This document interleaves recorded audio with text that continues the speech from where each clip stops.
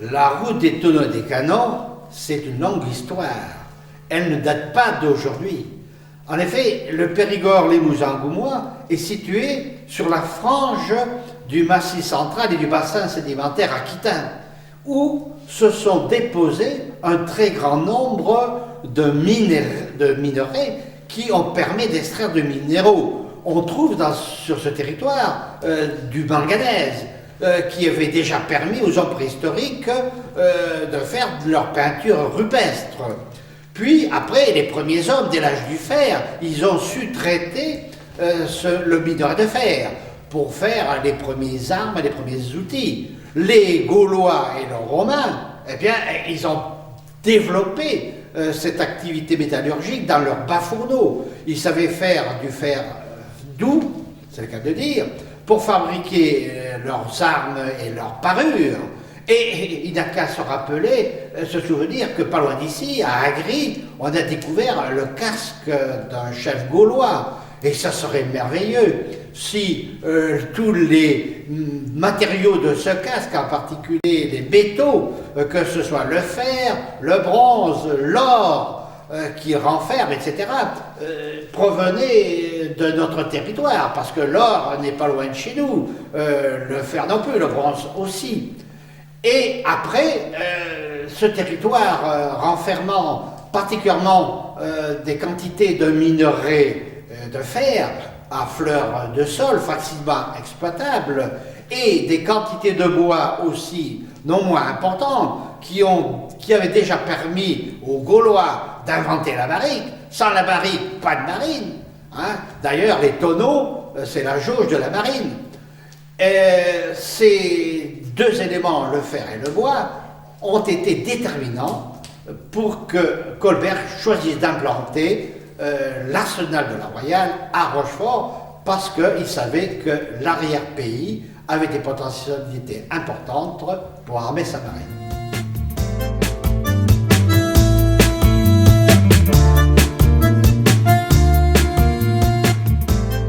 Aujourd'hui, l'objectif de la route des tonneaux et des canons est double.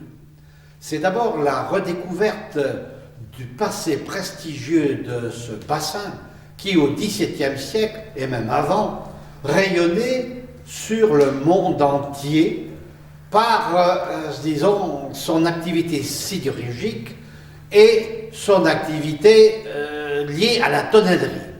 Notre territoire alimentait, armait la Royale, aussi bien en lui fournissant les canons de marine, qui étaient fabriqués dans nos forges du Périgord-Limousin-Goumois, et aussi fournissait, disons, les basses-vallées en bois pour fabriquer, bien sûr, les bateaux, mais aussi pour fabriquer les tonneaux, qui étaient le packaging de l'époque, qui servait à transporter tout ce dont la marine avait besoin. Ça allait de la poudre à l'eau de vie, au cognac, au poisson, etc., etc. Et le deuxième objectif, c'est d'utiliser ce passé prestigieux pour le mettre au service du développement local aujourd'hui, pour retrouver toutes les synergies, toutes les cohérences, toutes les solidarités qui existaient à l'époque à l'échelle de ce bassin et qui a fait, disons, de lui quelque chose de très très important et dont aujourd'hui encore on trouve des traces. S'il existe une tonnellerie très très importante en Charente, eh bien c'est grâce à ce passé, et aussi il y a quelques activités industrielles qui existent aujourd'hui encore, axées sur la métallurgie, nous dirons. La route des tonneaux et des canons, du Périgord-Limousin à l'Atlantique, a deux origines. La première, elle vient des longues rêveries d'enfance que je faisais devant la bouteille de rhum Saint-James, ramenée par mon grand-père qui se trouvait dans la Royale, et cette bouteille de rhum contenait des bateaux et m'interpellait beaucoup d'abord comment ces bateaux avaient-ils fait pour entrer dans cette bouteille. Et la deuxième origine, eh bien, elle vient d'une fête que nous avions organisée il y a 35 ans avec Francis Michaud, qui s'intitulait les forgerons d'hier et d'aujourd'hui. Et là, avait débuté la route des tonneaux et des canons, qui n'avait qu'1,5 km du Grand Moulin à Varennes, au cours de laquelle nous avions transporté un canon de marine avec la charrette de ma grand-mère et les chevaux du père Tamisier de Varennes.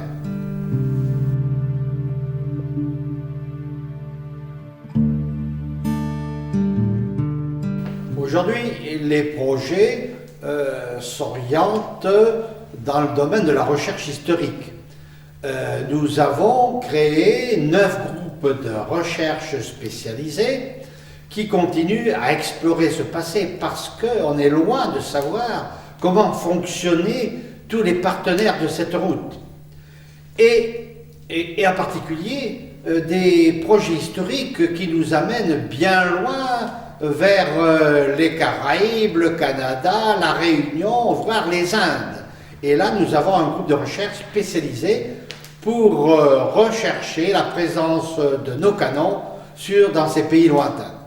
Le deuxième type de projet que nous avons, ce sont des projets qui vont nous permettre de retrouver l'identité et la conscience d'appartenir à ce bassin Charente pour mobiliser tous les acteurs du territoire. Et il y a aussi des projets encore plus concrets, puisque bientôt, je pense dès cette année, nous allons organiser ce que nous avons appelé une université d'été itinérante sur le thème de la route des tonneaux et des canons. Et très bientôt, je pense que nous allons recevoir des partenaires québécois pour lancer des projets, on va dire internationaux, entre le bassin Charente et certains bassins du Québec. Déjà, nous sommes aussi en relation avec des bassins, en particulier le bassin de l'Odère, où nous avons eu des contacts et des réunions pour étudier en concertation, en harmonie, le développement touristique, culturel, à partir de l'activité sidérurgique de nos territoires.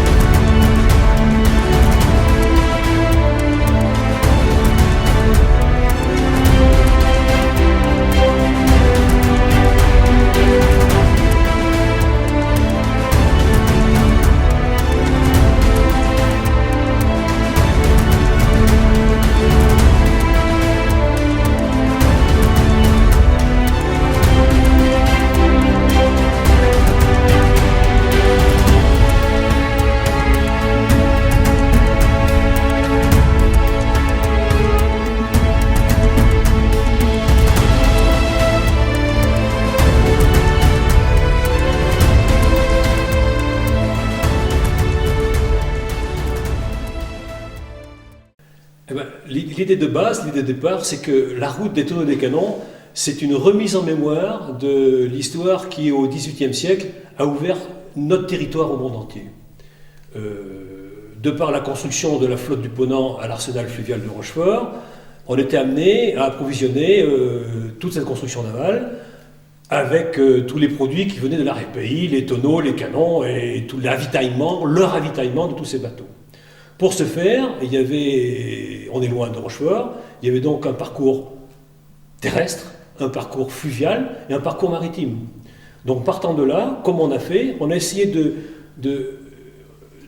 recontacter tous ces gens qui étaient tout au long de ce trajet est-ouest de l'amont à l'aval et qui fédèrent 2 régions, l'Aquitaine et le Poitou-Charentes, 3 départements, la Dordogne, la Charente et la Charente-Maritime, et tous ces gens, de par leur métier, leurs compétences, ils ont apporté leur richesse, leur identité, leur savoir-faire, tout ça au service de cette histoire qui ne fait que la remettre en mémoire. On n'a rien inventé, mais en utilisant la synergie des collectivités, des municipalités, des élus, des associations, des entreprises et bien sûr des habitants qui nous ont accueillis de façon merveilleuse dans toutes les villes et villages qu'on a traversés. Et ceci faisant, ça crée une vraie synergie parce que les gens se sont reconnus dans ce parcours où dans les paysages, il reste encore des marques très visibles de cette activité importante au XVIIIe siècle. Alors pour cette édition de la Route des Tonneaux et des Canons 2005, nous avions prévu une nouveauté, 3 tronçons. Il y avait au départ, sur le premier tronçon, 2 convois. Un convoi qui partait de Nontron et qui était appelé le convoi des hommes du fer, qui ressemblait comme un frère à celui de l'année 2003, et un convoi des hommes de la forêt qui partait de Rozay, de Combiers, dans la forêt d'Orthe. Et donc ces 2 convois ont fait jonction à Montbron le vendredi 10 juin. Jonction mémorable, parce que ces 2 convois avaient de l'allure. Le convoi des hommes de la forêt portait les sculptures géantes que Racine et Forestival ont fait réaliser par des sculpteurs de renom depuis maintenant 5 ans. Et sur le convoi des hommes du fer, eh bien, il y avait un chargement extrêmement esthétique de canons et de tonneaux. Et donc, à Montbron, avec un temps magnifique, eh bien, ces 2 convois ont fait jonction. Et donc ensuite, route vers Port-Loumeau, 2e tronçon, toujours dans le parcours terrestre. Et là, à l'arrivée à Port-Loumeau, nous attendaient les gabarres pour le tronçon fluvial. Et donc le tronçon fluvial partait de Port-Loumeau pour aller jusqu'à Rochefort. Et là aussi, c'était tout simplement une reprise de ce qui s'était fait en 2003. Et bien entendu, nous n'allions pas emprunter un autre fleuve que la Charente pour nous rendre de Loumeau à Rochefort. Et à partir de Rochefort, eh bien, il y a eu cet ajout d'un 4e tronçon, si l'on peut dire, donc un tronçon maritime, puisque nous avons fait voile jusqu'à l'île d'Aix, où nous attendait débarquer dans, j'allais dire une petite goélette, même si l'expression ne convient pas, donc le couple François Hollande et Ségolène Royal qui nous ont fait l'honneur de nous attendre à l'île d'Aix.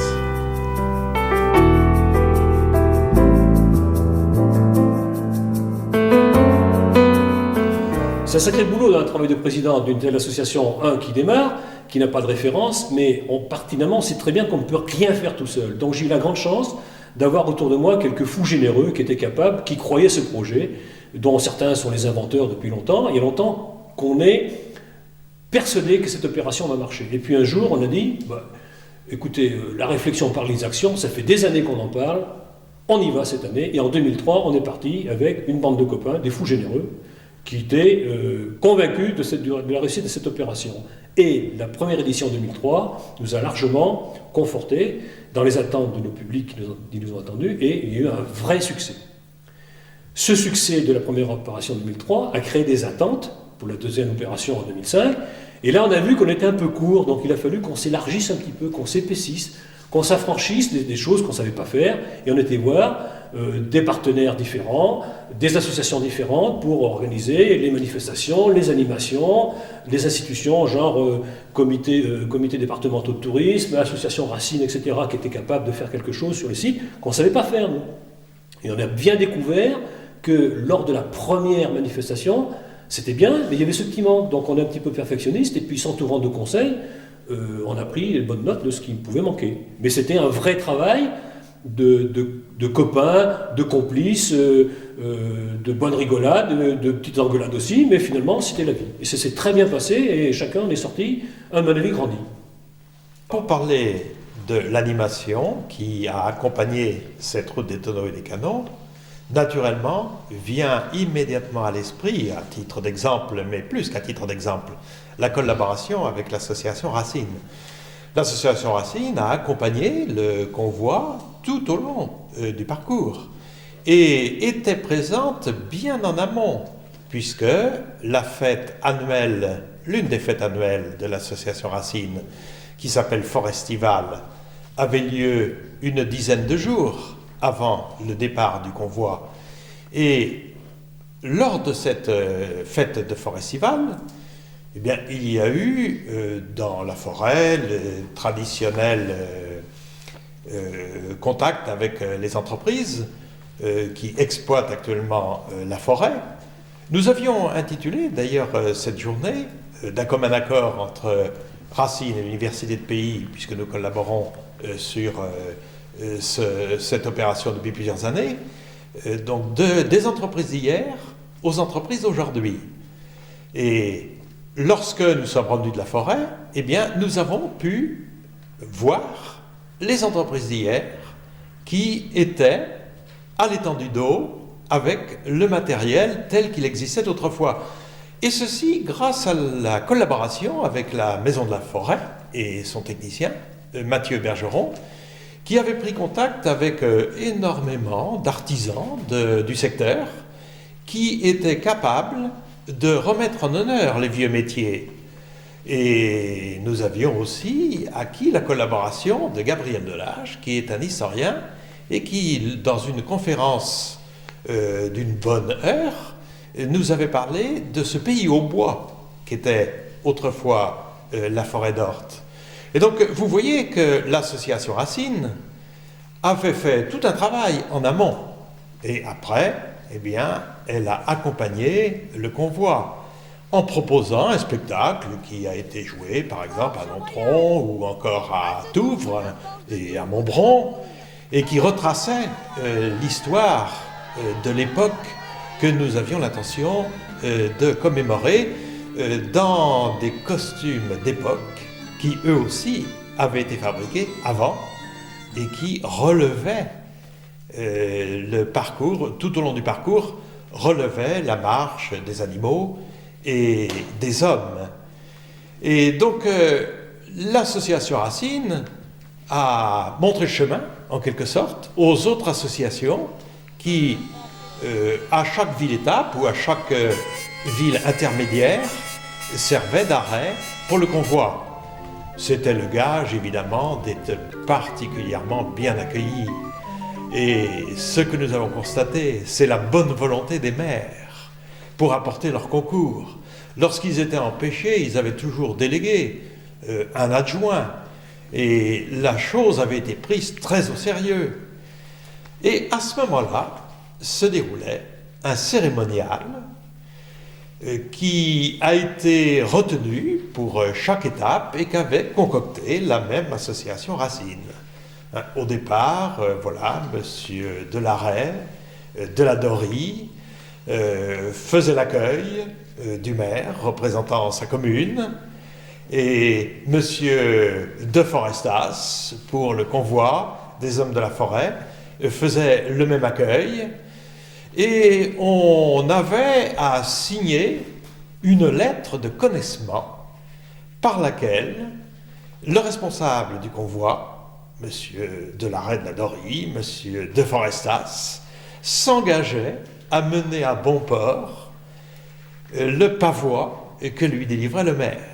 Et donc ceci se passait dans toutes les règles du protocole, avec l'adoubement, qu'on pourrait appeler l'adoubement du maire, et ensuite, eh bien, on avait le remplissage des verres pour un canon qui célébrait l'événement. Et donc musique, fanfare, chansons, chants à boire parfois accompagnaient l'opération, et donc c'était une fête.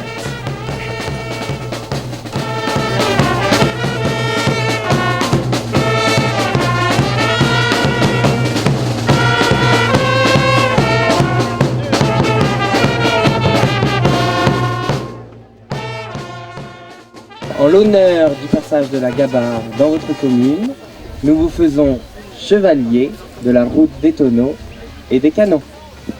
Merci.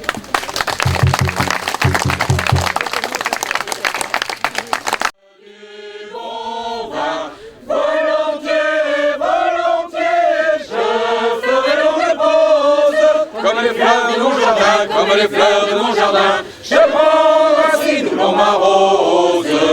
Où l'on me verse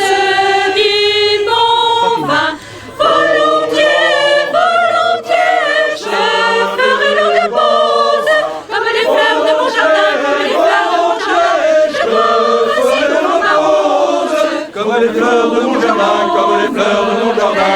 Je prends racine où l'on m'arrose.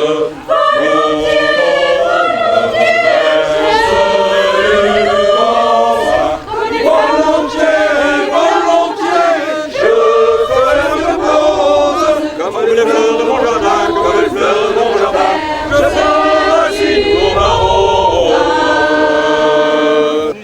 Je vais, pour fêter tout ça, je vais vous initier au toast du canonnier. Parce que nous, bien sûr, les canons et les tonneaux, c'est bien, mais dans notre association, on préfère les canons qui font rire plutôt que les canons qui font pleurer. Partant de ce postulat, on a instauré sur tout au long de la route du tonneau des canons, et tous vos collègues les maires de l'amont en Laval ont appris le toast du canonnier. Alors, pour faire le toast du canonnier, que vous pourrez apprendre à tous vos administrés, Ils sont très... on commence par aligner les fûts. Alors, les fûts sont alignés. On aligne les verres, donc on dit les fûts. Aligner les verres, ensuite on dit charger. Charger, ça veut dire on remplit les verres les uns après les autres. On joue. Tu peux le faire, Monsieur le maire, alors les verres sont chargés. Et je vous expliquerai après, on fait feu. Et feu, c'est ça. Il est vraiment chambré. Petit.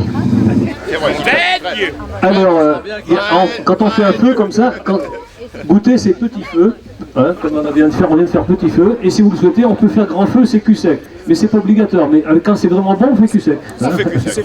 Voilà, donc vous connaissez, vous êtes maintenant initiés. Remplis ton verre vide, vide ton verre plein. Je ne saurais voir dans ta main ton verre ni vide ni plein. Allez, remplis ton verre vide, vide ton verre plein. Je ne saurais voir dans ta main ton verre ni vide ni plein. Allez, je l'entends tout le monde. Remplis ton verre vide, vide ton verre plein. Je ne saurais voir dans ta main ton verre ni vide ni plein. Remplis ton verre vide, vide ton verre plein. Je ne saurais voir dans ta main ton verre ni vide ni plein. Remplis ton verre vide, Ta main, ton verre ni vide ni plein. Remplis ton verre vide, vide ton verre plein. Je ne saurais voir dans ta main ton verre ni vide ni plein. Remplis ton verre vide, vide ton verre plein. Je ne saurais voir dans ta main ton verre ni vide ni plein. Gens de la cuisine, nous vous devons de grands bonheurs. Et si jamais l'amour me taquine, accordons-le haut à mon cœur. soyez bénis, gens de la cuisine, nous vous devons de grands bonheurs. Soyez bénis, gens de la cuisine, nous vous devons de grands bonheurs. Si jamais l'amour me taquine, Nous vous devons de grands bonheurs. Je vous intronise à l'ordre de la RTC. Je vous intronise à l'ordre de la RTC. Je vous intronise à l'ordre de la RTC. Merci. C'est moins dangereux. C'est pour la barbe. Je vous intronise à l'ordre de la RTC.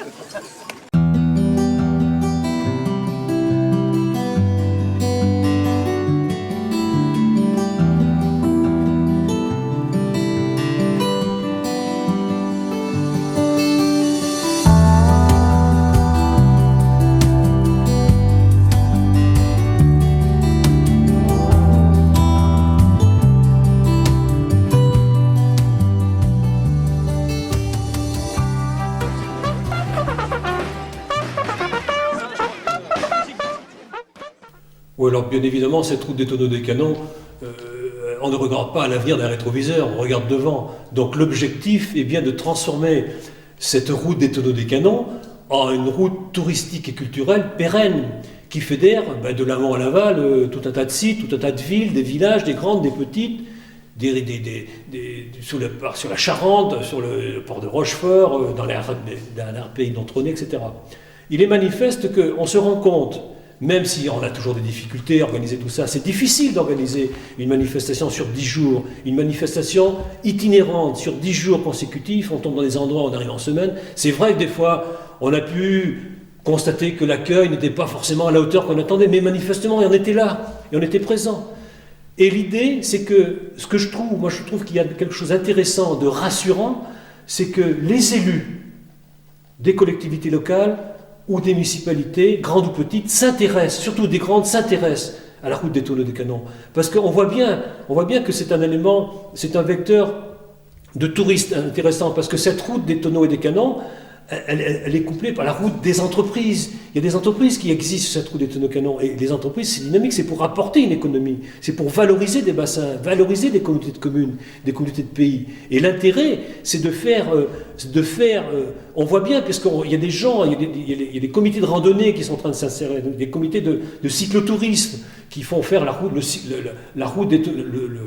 parcours de la route des tonneaux des canons en cyclotourisme. C'est quelque chose. Ça existe. On voit bien qu'il y a quelque chose qui est en train de se monter en puissance. Évidemment, des fois, on peut être un petit peu déçu, mais on est peut-être un peu trop perfectionniste, mais on est très heureux de ce qui s'est passé déjà, et on est très heureux de ce qui va se passer, parce qu'on sait ce qui va se passer quelque chose. On a des recours, on a des infos, on a des gens qui s'intéressent à nous, qui voient que, on voit bien qu'on fédère tout le monde. La façon dont on fonctionne peut être qu'intéressée et intéressante, parce que c'est pas la route des tonneaux des canons. Toute seule, elle ne sait rien faire. On fonctionne avec une municipalité d'accueil, une association référente qui a la maîtrise d'ouvrage et la maîtrise d'œuvre des manifestations dans leur lieu. C'est pas la route des tonneaux des canons qui va dire à Montbron ou à Nontron ou à Cognac, il faut faire ça et ça. C'est l'association référente qui nous accueille, avec la municipalité bien sûr, qui organise les festivités. Nous, on apporte une animation. On est le convoi qui passe, mais en apportant notre animation propre et en fédérant les animations locales, en impactant les artistes locaux, en impactant les initiatives locales. On est là, on voit bien que ça fonctionne. Et c'est pour fédérer tout ça de l'amont à l'aval sur 2 jours. Des fois c'est bien, des fois c'est pas bien, des fois il y a du beau temps, des fois il y a du mauvais temps, on fait avec. Mais on a ça chevillé au corps, et personnellement je suis convaincu que ça va marcher, parce qu'il y a des gens qui sont venus renforcer l'équipe de la RTC, qui était un peu étriquée au début, il faut bien le dire, de façon à des gens compétents, qui ont une certaine expérience, une certaine volonté, et puis une vraie compétence dans leurs activités, les animations, des gens qui savent faire du tourisme, tout ça, ça fonctionne. Toujours dans l'idée de faire quelque chose d'économique, un impact économique sur notre région, la faire sortir de l'oubli. Et c'est un itinéraire est-ouest, j'y tiens, qui n'existe pas. Il n'y a pas d'itinéraire est-ouest touristico-culturel, il n'y en a pas. Donc la route des tonneaux des canons, elle est là. Tout est en place, on n'a rien inventé, c'est l'histoire, on fait une remise en mémoire, mais avec l'aide de tous, des associations, des habitants, des élus, des entreprises, de tout le monde. Tout seul, on ne sait rien faire, donc c'est bon, on est plein, donc on fait marcher. La route des tonneaux et des canons commémore une route historique, puisque, bien entendu, il s'agissait d'acheminer vers Rochefort la production locale, qu'elle soit sous forme de produits métallurgiques, sidérurgiques, ou sous forme de produits venant du bois et de la forêt. Et donc nous avons tenu pour cette édition à associer les entreprises à cette aventure. Je ne parlerai pas des entreprises qui ont tiré un certain bénéfice de notre initiative. Par exemple, la cave de coopérative de Saint-Sornin, puisque bien entendu la route des canons, c'est aussi parfois des coups de canon. Et également les marchés fermiers de Montbron, par exemple, ou bien encore les entreprises qui nous ont fourni les tissus pour les chapeaux, pour les costumes si bien réalisés par l'association Racine. Et donc, nous avons proposé à toutes les entreprises qui voulaient collaborer, eh bien, d'apporter un sponsoring, hein, ce qui nous a permis, certainement que le président le réexpliquera, de faire face au coût de l'opération. Et à chaque étape, nous commémorions également ce qui avait été autrefois les cultures ou les réussites techniques, économiques des territoires traversés, et nous évoquions les richesses actuelles. Hein. Donc chacun pouvait, le long du parcours, voir les cultures, voir les enseignes des artisans, des commerçants, des PME. Et pour nous, il était extrêmement important d'associer les entreprises, au même titre que, comme nous l'avons dit, eh bien, les associations se sont trouvées elles-mêmes coopérer, et les municipalités. C'est l'ensemble d'un territoire que nous avions envie de réunir autour de ce parcours. Le bénévolat, c'est difficilement quantifiable par définition, parce que c'est des bénévolats, on ne compte pas son temps, mais les manifestes, je crois que si on avait été payé pour faire ça, on aurait demandé un salaire quand même assez conséquent. Ceci étant, je ne sais pas quantifier ce qu'on est passé, mais c'était beaucoup de temps, et comme on était passionné, et quand on est passionné, on n'est pas raisonnable, donc on n'a pas compté notre temps. Mais c'était vraiment quelque chose d'infini, avec une poignée de personnes, toute petite poignée, qui n'a pas compté ses heures, ses déplacements, ses coups de téléphone. Ça, c'est important. Ceci étant, 2003 a été un vrai succès. Ce vrai succès, il a généré des attentes pour une prochaine édition. Les gens nous ont dit, mais pourquoi vous ne passez pas chez nous, pourquoi vous ne passez pas là plutôt que là? Seulement, la route des Tonneaux des Canons, il n'y a pas d'une carte de route des Tonneaux des Canons. Elle n'est pas gravée dans le marbre, ce n'est pas une carte Michelin. Le périmètre, il a géométrie variable, par définition, comme il était au 18e. Et ceci étant, la deuxième édition de 2003 s'est enrichie avec une autre participation d'autres gens qu'on n'avait pas contactés l'année précédente, enfin en 2003, on a accroché à cette route des Tonneaux des Canons, c'est pas du tout péjoratif, mais on a enrichi cette route des Tonneaux des Canons, qui était principalement la route du fer, on a appelé la route du bois. C'est la route des tonneaux et des canons, c'est pas la route que des canons. Donc on s'est enrichi par rapport à la première édition, avec des choses différentes. On a eu une animation tout au long du parcours qu'il n'y avait pas eu la dernière fois. On a eu des battleurs, on a eu des compteurs, on a une espèce de protocole d'accueil dans les municipalités. Et puis on est rendu à fin 2005 en disant maintenant on a une sorte de notoriété qui s'est installée. On est contacté maintenant par une expérience, alors je vais dire de façon un peu prétentieuse que la route des Tonneaux et des Canons, c'est internationalisme, mais on n'a rien inventé, parce que les bateaux qui partaient de Rochefort, ils allaient sur la mer Jolie beaucoup plus loin, et on est en contact avec une association qui s'appelle l'Association Nouvelle, qui va fêter le 400e anniversaire de la création du Québec en 2008, et ils sont intéressés par notre expérience, pour ne pas dire notre expertise, sur ce qu'on a fait sur la route des Tonneaux et des Canons, et sur la Charente en particulier. Il ne faut pas oublier que le Québec a été alimenté par une grande transhumance, si j'ose dire, des gens qui sont partis du Grand Sud-Ouest et pour aller vers la Nouvelle-France. Donc, on est contacté par ces gens-là, et une autre association nous a contactés pour faire une descente sur une rivière québécoise qui s'appelle la Richelieu, qui est quasiment semblable et très semblable à la rivière Charente, les mêmes paysages, les mêmes complémentarités, qui se jette dans le Saint-Laurent, quasiment près de l'embouchure. On est en train de monter quelque chose pour que ces Canadiens, ces Québécois exactement, viennent voir comment on a fait, et ils vont venir nous voir dans le courant de février, et on est très heureux de pouvoir leur faire découvrir ce qu'on a fait. Ils sont très intéressés. Et on a aussi le soutien de personnes de la région, des régions, de l'État. Donc on commence à prendre une sorte de respiration, une sorte d'entité qui se fait sans prétention, mais on se rend compte que notre temps qu'on n'a pas compté, nos joies, nos peines, nos déceptions, c'est récompensé, c'est tout à fait rassurant. Alors nous avons parlé de l'association Racine qui a créé une animation tout au long du parcours, mais comment n'oublier personne dans l'évocation de l'accueil qui nous a été réservé dans de très nombreux villages. Je pense par exemple, pas longtemps après le départ, à une commune comme la commune de Serres, où un ancien charpentier de marine, M. Perrault, avait fabriqué une chèvre de levage. Et donc, pour fabriquer cette chèvre de levage, il a fallu mettre dans le coup donc des habitants qui ont indiqué où on pouvait se procurer les madriers pour le montage. Il a fallu aller trouver quelqu'un de l'ONF qui nous a trouvé un fil qui sert à tirer les planeurs. Il a fallu trouver également des gens qui avaient des planches, des dessins, rappelant comment était conçue cette chèvre.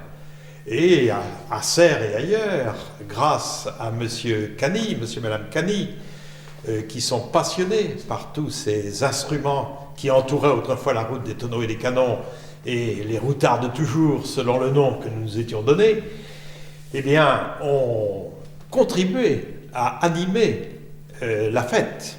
À Serres également, des gens avaient préparé un guet-apens, comme autrefois on en faisait pour les diligences. Et même on a vu des gendarmes se pointer au moment de ce guet-apens, mais c'était là pure coïncidence. Pure coïncidence, mais il faut dire que le maire de Combiers, M. Borderon, a un petit peu excédé par l'attitude de certains chauffeurs, peut-être indisposés par l'ampleur que prenait ce convoi, avait peut-être eu une parole légère. M. Borderon, justement, avec sa fille, malgré des problèmes de santé occasionnels, avait tenu à être présent à vélo. Le village de Combiers avait dégoté une dizaine de vieux vélos. Et avec sa fille, il a accompagné le convoi, toute une partie du tronçon des hommes de la forêt. Je pense, comment ne pas penser, à l'accueil à Touvres. On a parlé de celui de Montbron. À Touvres, extraordinaire également. Lors de la première édition, ils avaient acheté les roses, les fleurs de la félibrée de Mareuil-sur-Belle en Dordogne, et ils avaient décoré les palisses, les palissades également, donc qui entourent le site des sources de la Touvre. Et nous avons eu droit cette fois-ci aussi à la même décoration. Bien sûr, les gens étaient avertis. Quand, à travers la forêt de bois blanc, nous approchions de Touvres, nous soupçonnions que nous allions être particulièrement bien accueillis. Mais véritablement, la réalité a dépassé tout ce que nous avions pu imaginer. Puisqu'il y avait les raballots, il y avait les musiciens, il y avait foule d'habitants de Touvres et d'ailleurs. On a compté, je pense, au moment le plus épais, jusqu'à 1500 personnes. L'association qui avait préparé le repas, qui s'est mis en 4, avec un montage de chapiteaux pas possible dans une prairie merveilleuse, eh bien, avait aussi apporté sa quote-part. Jean-Claude Bonneval et son son et lumière, qui a mis du temps à nous arriver. Le temps de nous prélasser dans l'odeur et les parfums tièdes du soir. Mais lorsque ce spectacle a démarré, vraiment, ça avait de l'allure. C'est d'ailleurs sous les mêmes projecteurs que l'association Racine a joué elle-même une reconstitution historique de cette fête. Touvres extraordinaire. Mais Sireuil, par exemple, pour prendre un autre exemple, figurez-vous que Sireuil avait eu l'idée de jumeler des noces villageoises à l'ancienne au passage de la route des tonneaux et des canons. Quand je dis la route, à Sireuil, il s'agissait bien entendu évidemment du fleuve et de ses écluses. Et donc cette noce villageoise avait mis de la partie toute une partie de la population, costumée, voilà, et quand le maire a fait son discours pour accueillir M. de Forestas et M.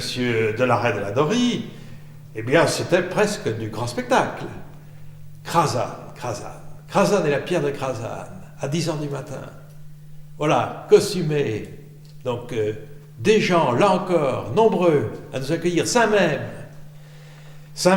également le temple de la pierre, des efforts considérables, sainte, même si, souvent, nous avons fait la constatation que dans les villes, il était plus difficile de mobiliser.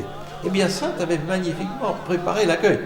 Malheureusement, un orage a empêché la réalisation de ce qui était prévu, mais la bonne volonté des gens était là aussi, tout à fait au rendez-vous.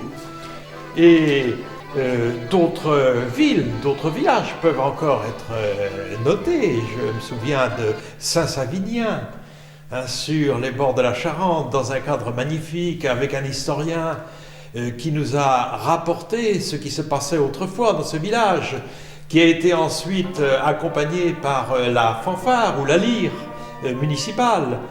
Et le maire, donc un discours longuement préparé, avec le maire également présent dans une taverne du village pour fêter l'arrivée le soir.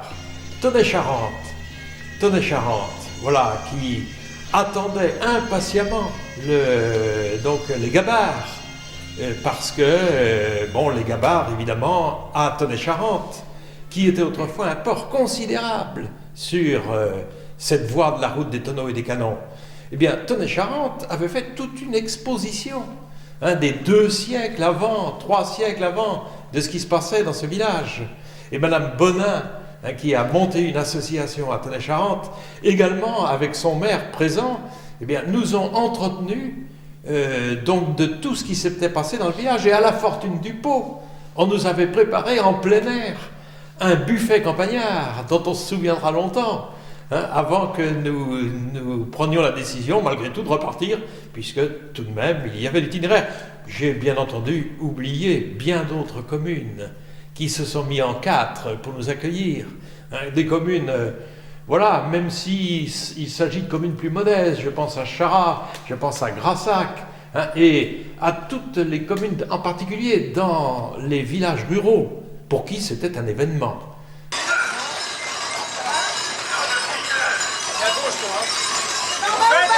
Faites place, s'il vous plaît, au convoi de la RTC. Faites place.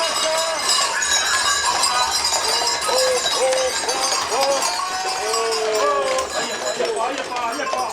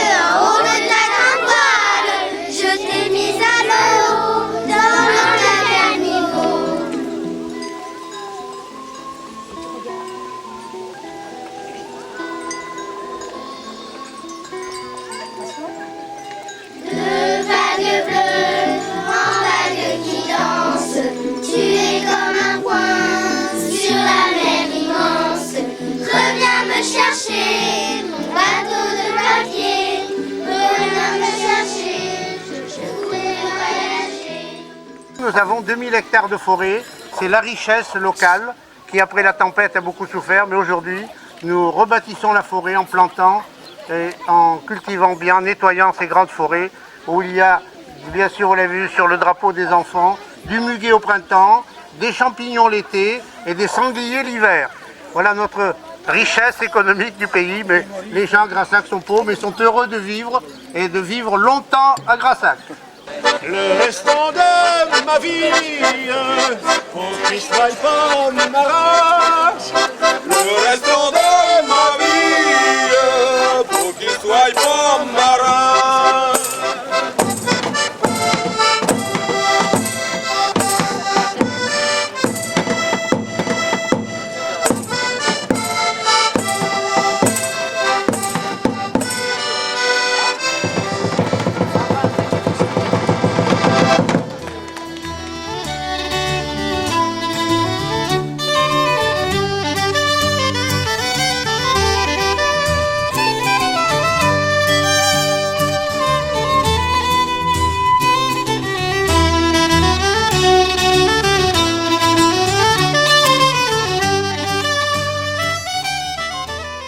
Mon pays vaut Paris, joli Dordogne.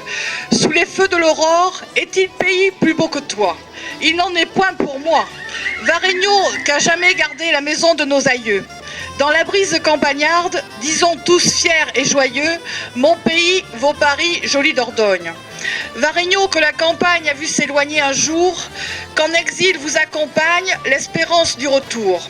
Heureux qui, près du village, possède un large terroir où celui qu'un long voyage y ramène le soir. Dordogne à plaine et montagne, truffes, parfums de nos mets, Bergerac, vin de champagne, pâté, la joie des gourmets. Varègne, pays de France, sois fort et sûr de durer, où contre toute espérance, il faut toujours espérer.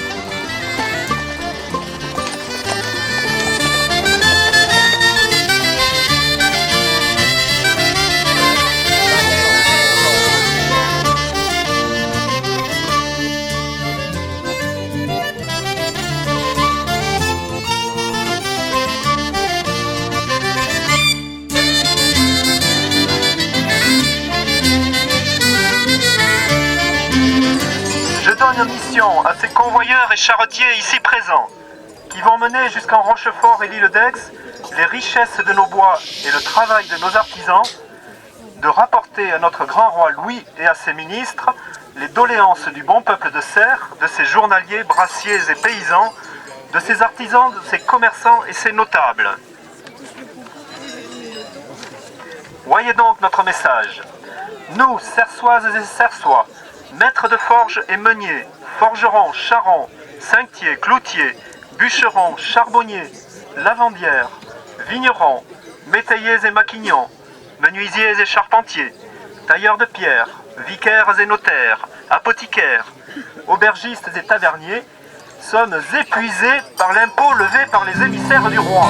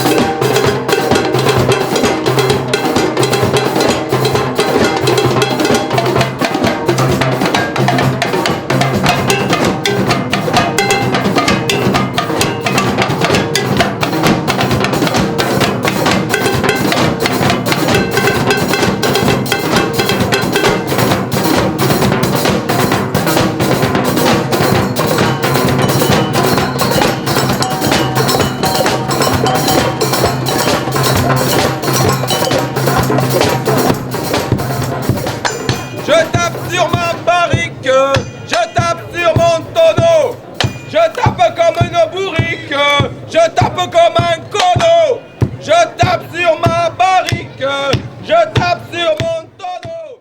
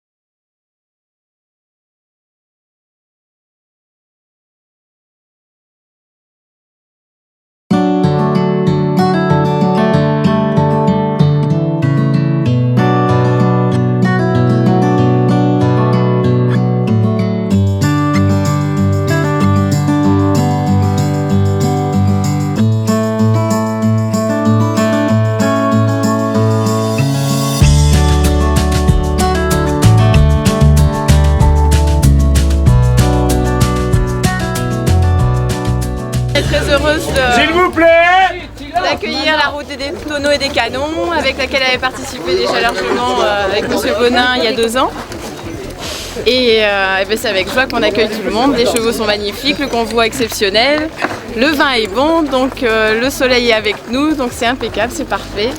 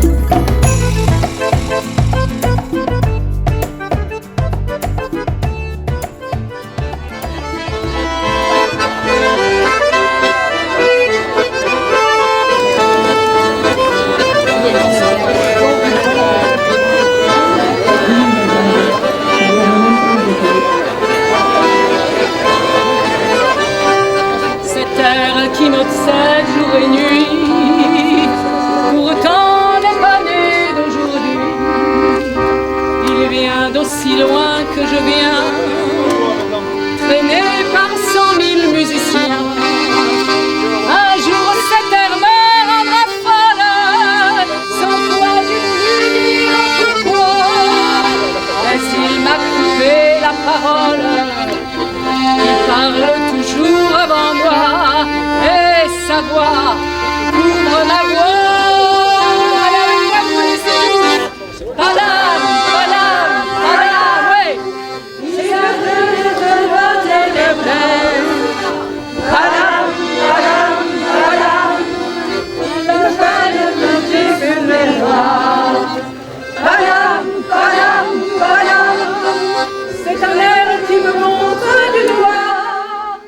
Votre escale au quai de Saint-Simon vous laissera l'empreinte d'un moment de joie et de bonne humeur, et que vous garderez en mémoire le souvenir d'un accueil chaleureux et convivial d'un petit bourg, port sur le fleuve Charente. Plusieurs siècles durant, le transport par gabarre de denrées lourdes et volumineuses animait l'activité du village. Beaucoup de gabarres, d'ailleurs, furent construites ici même à la fin du XIXe siècle. En effet, 3 chantiers de construction furent implantés et animèrent notre petit bourg, dont la majeure partie de l'activité était liée et concentrée sur la vie du fleuve. Ainsi, Saint-Simon voyait cohabiter les gens de la terre et ceux de l'eau, tous vivant au rythme du fleuve, paysans, lavandières, gabariers au repos, charpentiers calfats. La vie, quoi. Le bonheur, en somme. Merci à la route des tonneaux et des canons de nous faire revivre ces pages de la vie passée de notre fleuve et sur notre région, de la Dordogne à l'embouchure de la Charente. C'est une fameuse gabarre, belle comme un oiseau, hissé haut. Dame Jeanne, 5 nœuds et 15 tonneaux. Je suis fière d'y être matelot. Tiens bon le courant et tiens bon le vent, hissé haut. Dame Jeanne, si Dieu veut toujours droit devant, nous irons à Rochefort et Vildès.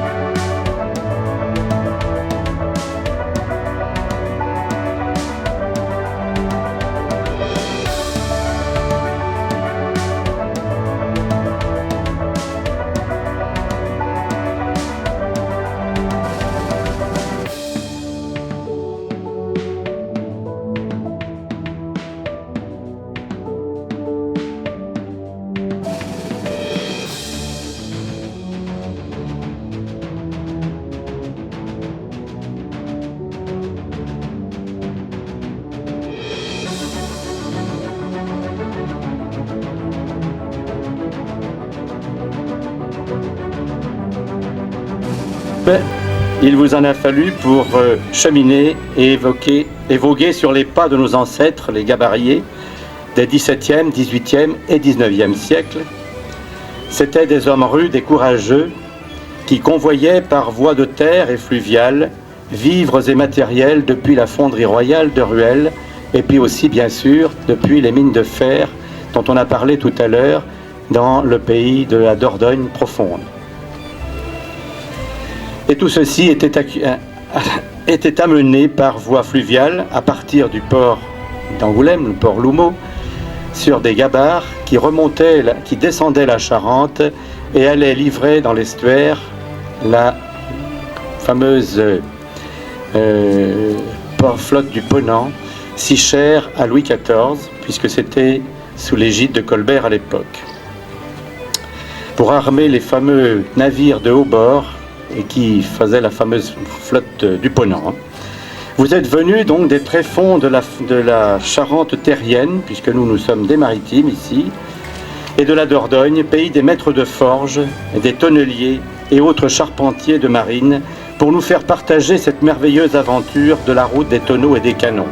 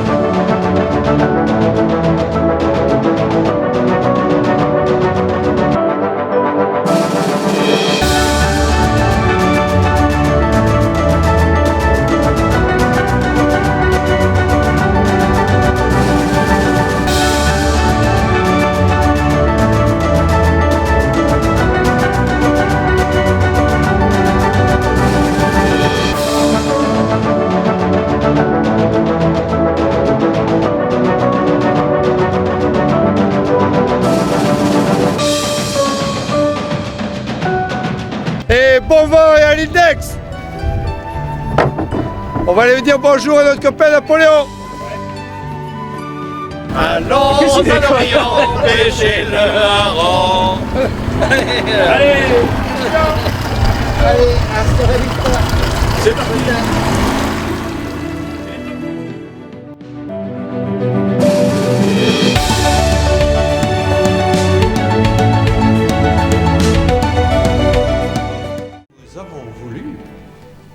marqué le passage dans chaque commune par la remise de ce que nous avons appelé un pavois. Et donc un drapeau qui avait pour but, lorsqu'ils auraient été rassemblés, de constituer le grand pavois, comme selon le terme qu'on employait autrefois dans la marine. Et donc chaque commune était chargée de réaliser un tel pavois pour sa commune, alors que la dernière fois, nous chargions des minéraux, nous chargions du chanvre, nous chargions des productions locales, mais nous avons pensé qu'il était intéressant de changer.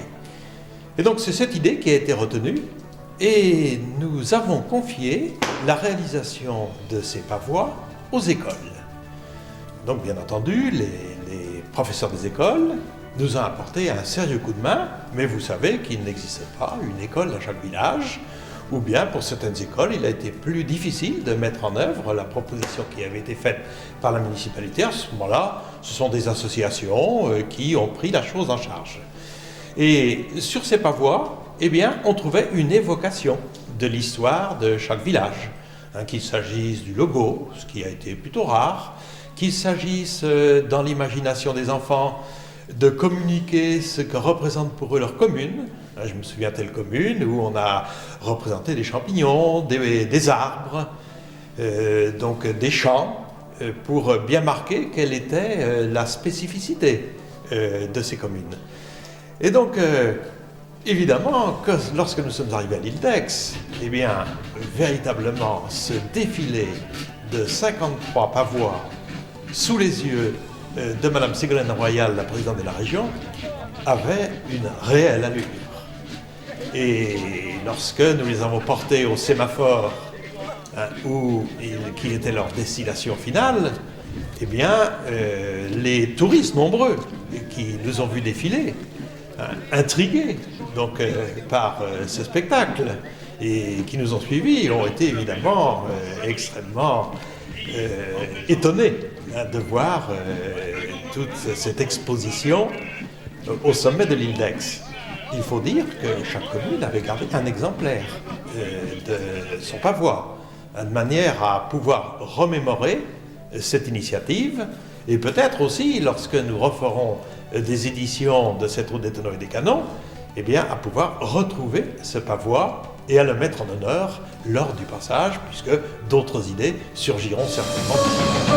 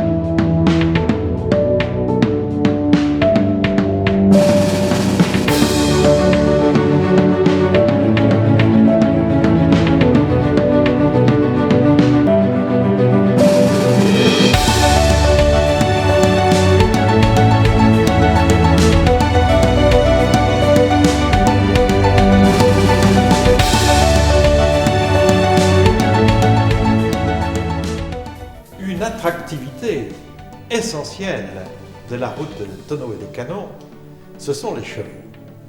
Les chevaux tiennent une place extraordinaire dans l'imaginaire des gens qui se déplacent.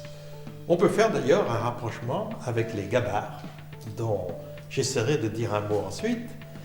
Et les chevaux de trait, essentiellement. Nous étions aussi accompagnés de chevaux légers, les Fjords, d'Alban Garnier et de son groupement, dont j'essaierai de dire un mot, et les chevaux de trait peinant sous l'effort, suant.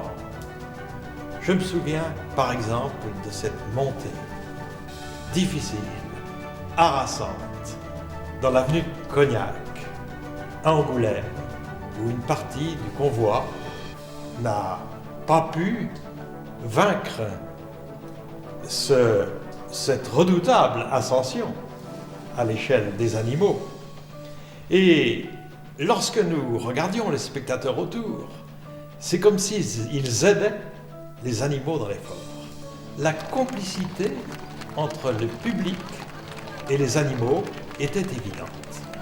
Peut-être un vieux souvenir de la solidarité qui, depuis les temps immémoriaux, a lié la bête et l'homme.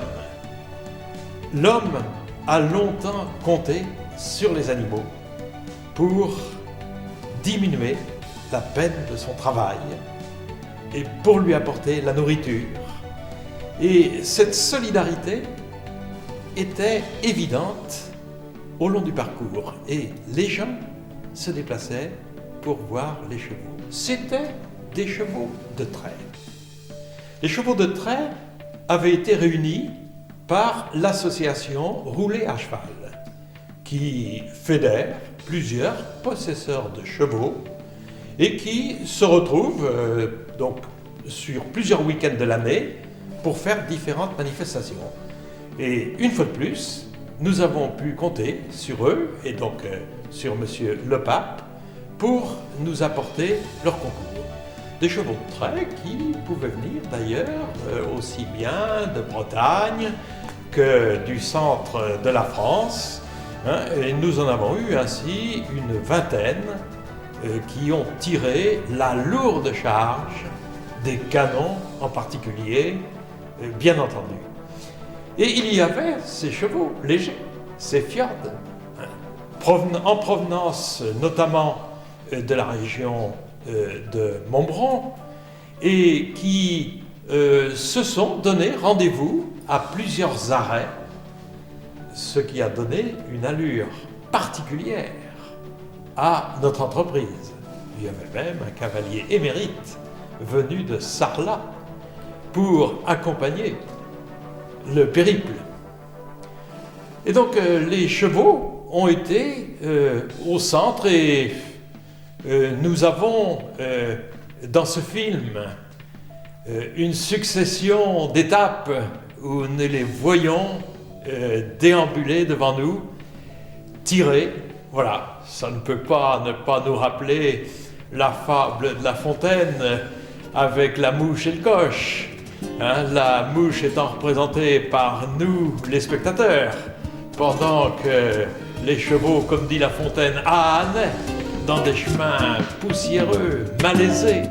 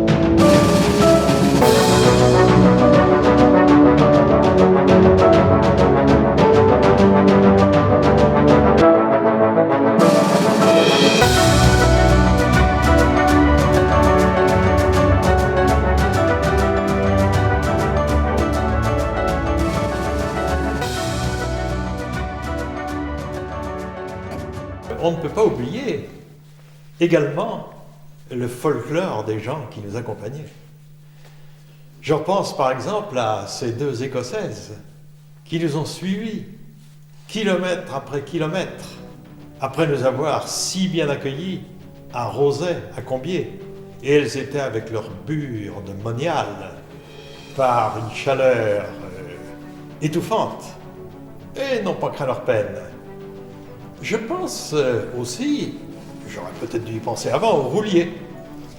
Les rouliers qui, à pied, à côté de leurs bêtes, eux aussi ont suivi tout le parcours terrestre avant qu'on retrouve une partie d'entre eux à l'Index. Chaque soir, figurez-vous que les rouliers, lorsqu'ils arrivaient, ils pensaient d'abord à qui? Ils pensaient à leurs animaux.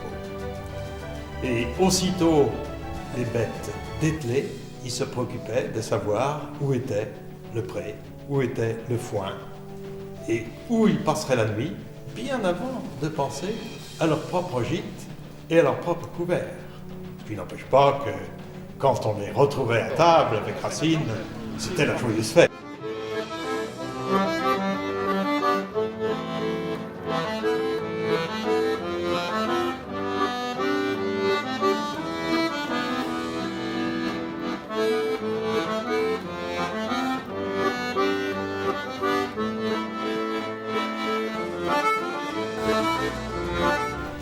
Je pense aussi aux jeunes des instituts médico-éducatifs, de Neuvic avec leurs percussions, de Puy-Moyen, de Montmoreau, accompagnés de leurs moniteurs. Pour plusieurs d'entre eux, à vélo ou avec leur vieille carriole, ils ont contribué à l'animation. Et ces jeunes avaient tenu à être présents aussitôt qu'ils ont entendu parler de cette initiative de la route des tonneaux et des canons. Pour leurs responsables, les mettre ainsi dans un parcours de nomades est éminemment éducatif. Et nous avons eu avec eux un excellent contact. Je pense bien entendu également à toute la troupe de Monsieur de Forestas et de Monsieur Deladorie, de Ray Deladorie. Et donc, joyeuse troupe costumée, faisant également la fête. Ne n'oublierons pas le canonnier. Le canonnier qui, tout au long du trajet, a enchanté de ses pétarades le public qui, bien sûr, était averti longtemps à l'avance de l'arrivée du convoi. Michel Aupetit figure sur tellement de clichés qu'on va bientôt être obligé de lui tracer une statue. Et il était accompagné, comme en 2003, de Francine, la princesse de la route des tonneaux et des canons, qui distribue les bouteilles d'eau, qui distribue les lots, qui distribue les verres, qui distribue les compliments, qui distribue les sourires. Francine, indispensable à la réussite du convoi.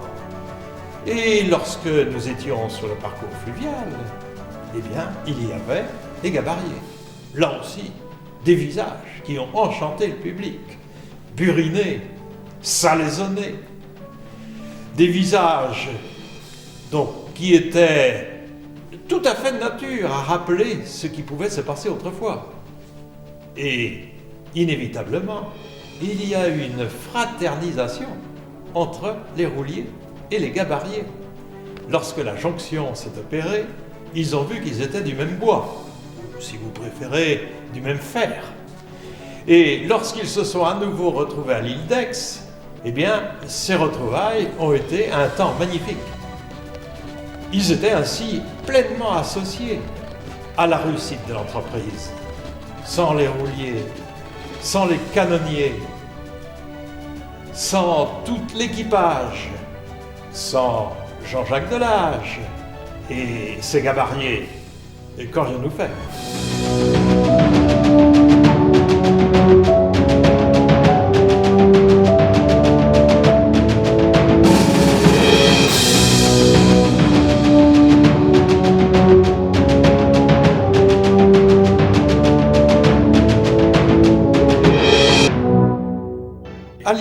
d'Aix, pourquoi avons-nous ajouté finalement l'île d'Aix? C'était pas du tout pour le folklore, c'était bien, une fois de plus, parce que nous y tenons beaucoup, pour nous relier à l'histoire. Parce que pour bénéficier du tirant d'eau optimum, eh bien, il fallait qu'on amarre la marchandise depuis l'île d'Aix. Et donc, lorsque nous avons fait ce déplacement, eh bien, il s'agissait de retrouver cette pratique, hein, qui était donc la pratique des convois avant de s'en aller ensuite vers le Grand Large.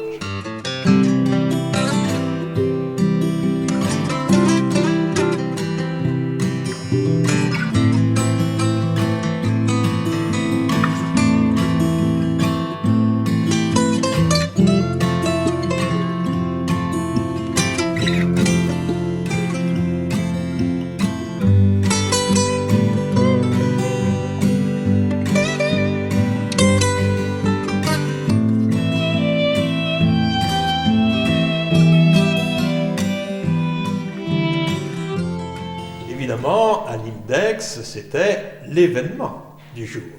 Hein, il avait été largement annoncé, et de loin, lorsque notre bateau approchait, eh bien, nous pouvions remarquer qu'une foule se pressait et était là pour nous accueillir.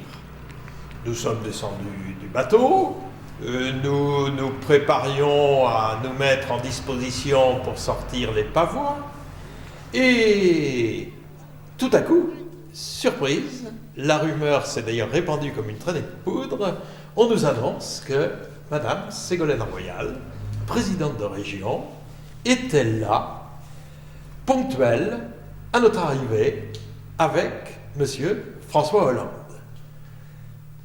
Évidemment, tout le monde a entouré nos responsables régionaux et politiques. Et nous avons eu là l'occasion de leur expliquer le sens de cette aventure. Une fois que ces explications ont été données, nous avons pu déployer les 53 pavois sur une corde de marinier et qui mettait en évidence le travail des 53 communes que nous avions traversées, ou parfois qui étaient riveraines et qui avaient tenu à joindre également leurs pavois. Nous avons énuméré devant Madame Royal chaque commune. Et ensuite, ça a été une espèce de farandole pour aller porter ces pavois jusqu'au sémaphore. Nous avons côtoyé, nous avons longé plusieurs restaurants qui s'étaient joints, déjà plein de monde, et c'était l'heure du repas. Notre griot de service leur a raconté de quoi il retournait avec ce périple. Et nous avons trouvé des gens très attentifs et très sensibles à l'aspect fédérateur des 3 départements et des 2 régions que nous leur expliquions. Et c'est ensuite au sémaphore qu'a eu lieu la remise solennelle au maire de l'île d'Aix, donc de ces pavois pour qu'ils soient hissés donc à bon port, c'est le cas de dire. Et là aussi, nous avons été accueillis par une association qui avait pris en charge les repas, et nous avons eu le tirage de la courte paille. Et donc, à chaque étape, nous avions des lots qui mettaient en valeur des produits régionaux ou qui mettaient en valeur des produits de la boutique de la route des Tonneaux des Canons, les coupe-vents, les chapeaux, les t-shirts.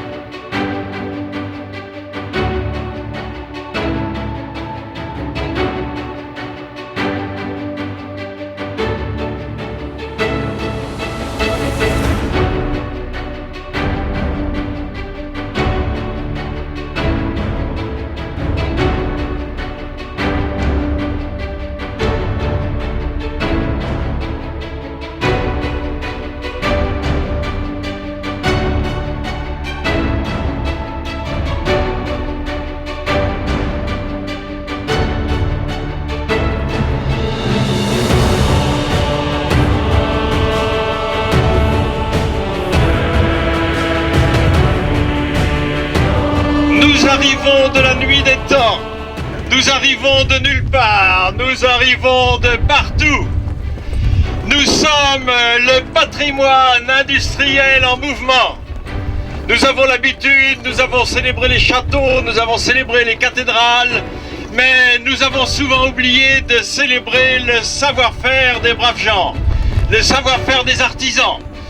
Diderot, qui avait publié l'encyclopédie, disait que c'est chez les artisans qu'on trouvait la manifestation la plus évidente de la sagacité humaine. Et donc voilà, nous sommes partis il y a très longtemps, très longtemps. Nous sommes partis les hommes du fer, du fond de la Dordogne. Voilà, les chevaux ont tiré les canons, les chevaux ont tiré la production industrielle.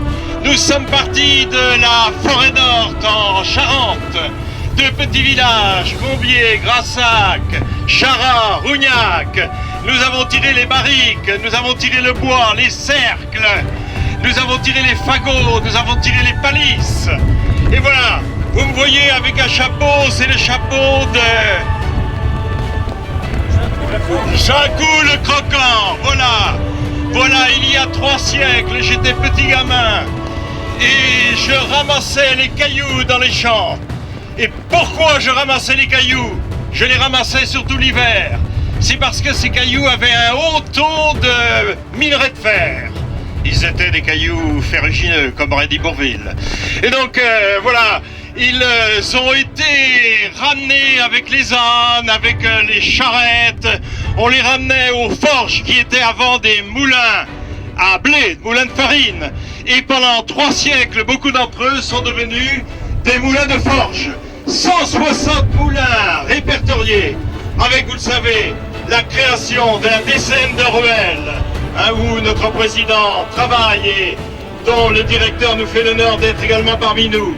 Et donc ces cailloux étaient ramassés, lavés, concassés, et donc ils servaient à la production d'outils agricoles, d'ustensiles de cuisine, et malheureusement, très rapidement, de canons.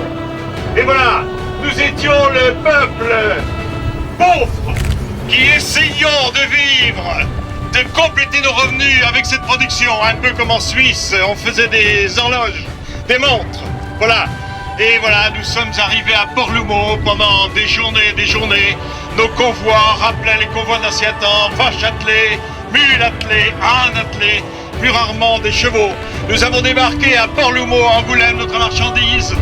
Et là, nous avons récupéré Jean-Jacques Delage, condamné aux travaux forcés à perpétuité, et qui a dû donc aller la gabarre avec les femmes, puisque vous savez que pendant des années, ce sont les femmes qui tiraient les gabarres. Et nous, pauvres gens, sommes arrivés à Rochefort, où nous avons été accueillis parce que nous avions oublié que 3 siècles s'étaient déroulés.